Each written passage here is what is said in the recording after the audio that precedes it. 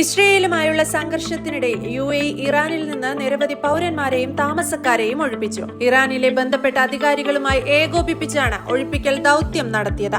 സംഘർഷം അവസാനിപ്പിക്കുന്നതിനായി ബന്ധപ്പെട്ട കക്ഷികളുമായുള്ള തുടർച്ചയായ തീവ്രമായ നയതന്ത്ര ആശയവിനിമയങ്ങളും കൂടിയാലോചനകളും UAE നടത്തുന്നുണ്ട്. ഇറാനെ ലക്ഷ്യമിട്ടുള്ള ഇസ്രയേൽ സൈനിക ആക്രമണങ്ങളുടെ പശ്ചാത്തലത്തിൽ ചൊവ്വാഴ്ച UAE president Sheikh Mohammed bin Zayed Al Nahyan ഇറാനോടും അവിടുത്തെ ജനങ്ങളോടും UAEയുടെ ഐക്യദാർഢ്യം പ്രകടിപ്പിച്ചു.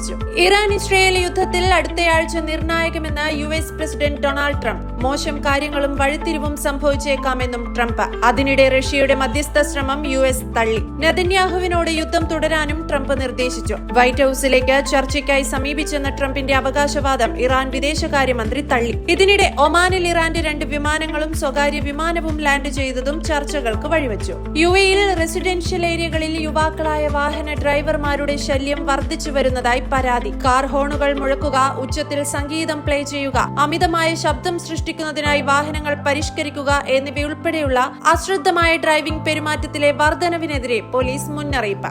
UAE ഫെഡറൽ ട്രാഫിക് നിയമപ്രകാരം മറ്റുള്ളവരെ ശല്യപ്പെടുത്തുന്ന രീതിയിൽ ഹോണുകളോ മ്യൂസിക് സിസ്റ്റങ്ങളോ ഉപയോഗിക്കുന്നത് 400 ദിർഹം പിഴയും 4 ബ്ലാക്ക് പോയിന്റുകളും ചുമത്തും.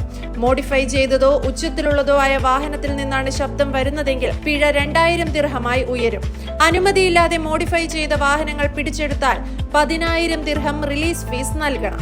UAEയിൽ ഇന്നു മുതൽ 2025 വേനൽക്കാലത്തിന്റെ ഔദ്യോഗിക ആരംഭം കുറിച്ചു. ദുബായ് ജ്യോതിശാസ്ത്ര ഗ്രൂപ്പിന്റെ കണക്കനുസരിച്ച് ജൂൺ 21 UAEയിൽ വേനൽക്കാലം ആരംഭിക്കുന്നു. അബുദാബിയിൽ താപനില പരമാവധി 40 ഡിഗ്രി സെൽഷ്യസ് മുതൽ കുറഞ്ഞത് 29 ഡിഗ്രി സെൽഷ്യസ് വരെയും, ദുബായിൽ 41 ഡിഗ്രി സെൽഷ്യസ് മുതൽ 30 ഡിഗ്രി സെൽഷ്യസ് വരെയും, അലൈനിൽ 45 ഡിഗ്രി സെൽഷ്യസ് മുതൽ 27 ഡിഗ്രി സെൽഷ്യസുമായി ഉയരുമെന്ന് പ്രവചിക്കപ്പെടുന്നു. ഈ കാലയളവിൽ UAE നിവാസികൾ അവരുടെ ആരോഗ്യത്തിനും സുരക്ഷയ്ക്കും മുൻഗണന നൽകണമെന്നും കൂടുതൽ മുൻകരുതലുകൾ എടുക്കാനും അധികൃതർ അഭ്യർത്ഥിക്കുന്നു.